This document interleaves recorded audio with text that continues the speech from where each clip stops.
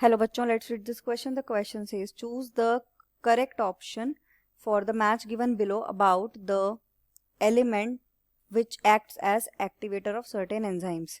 Option A, activator element is magnesium and enzyme activated is Rubisco and peptidase.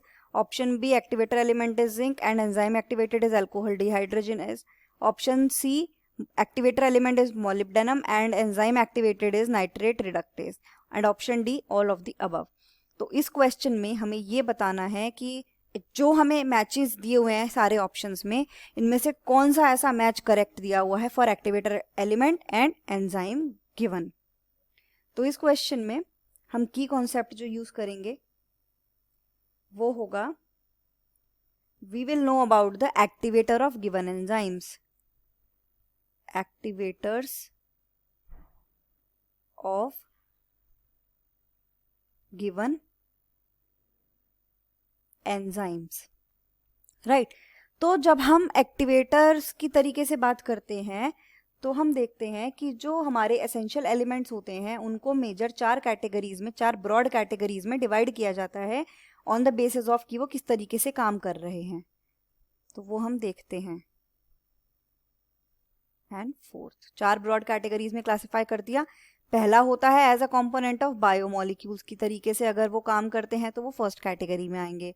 अगर वो component की तरीके से काम कर रहे हैं of energy related chemical compounds तो वो सेकंड कैटेगरी में आएंगे। It is energy related chemical compounds, तो वो सेकंड कैटेगरी में आएंगे। अगर हम थर्ड वाले की बात करते हैं वो होती है हमारी एक्टिवेटर या फिर इनहिबिटर की तरीके से, जो कि हमसे क्वेश्चन में भी पूछा गया है कि एंजाइम्स को एक्टिवेट करने के लिए और इनहिबिट करने के लिए। तो एक्टिवेटर और इनहिबिटर ऑफ एंजाइम्स ये हमारा थर्ड में आएंगे। देन लास्ट होता है ऑल्टर करने के लिए फॉर द ऑस्मोटिक पोटेंशियल, यानी कि ऑल्टरर ऑफ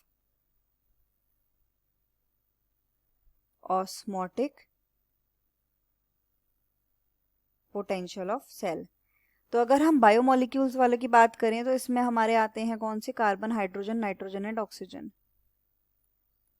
एनर्जी रिलेटेड में आते हैं मैग्नीशियम क्लोरोफिल में, और फॉस्फोरस हमारा आता है एटीपी में। एक्टिवेटर वाले में हमारे मेन आते हैं 3।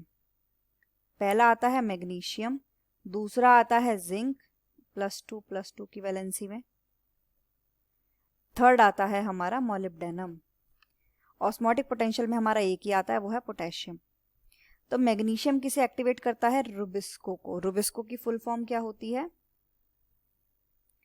रुबिस्को। रुबिस्को की फुल फॉर्म होती है हमारी राइबुलोज बाइफॉस्फेट कार्बोक्सिलेज ऑक्सीजनेज। और दूसरा एंजाइम जिसको ये एक्टिवेट करता है वो है फॉस्फोइनॉल पायरुवेट कार्बोक्सिलेज, वो होता है PEPcase. Phosphoenol pyruvate carboxylase, PEPcase. तो ये दोनों एंजाइम्स को कौन एक्टिवेट कर रहा है, मैग्नीशियम एक्टिवेट कर रहा है। जिंक हेल्प करता है एक्टिवेशन में अल्कोहल डिहाइड्रोजनेज की, अल्कोहल डिहाइड्रोजनेज की हेल्प करता है। देन मोलिब्डेनम जो होता है ये 2 एंजाइम्स की हेल्प करता है, 2 एंजाइम्स के एक्टिवेशन में ये काम करता है, नाइट्रोजनेज और नाइट्रेट रिडक्टेज।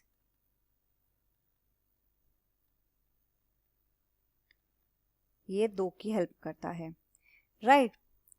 तो हमने यहाँ पर देखा कि अगर हम ऑप्शंस की बात करें, मैग्नीशियम मैच किया गया है रुबिस्को से, पेप्केस से, ये बिल्कुल ठीक है।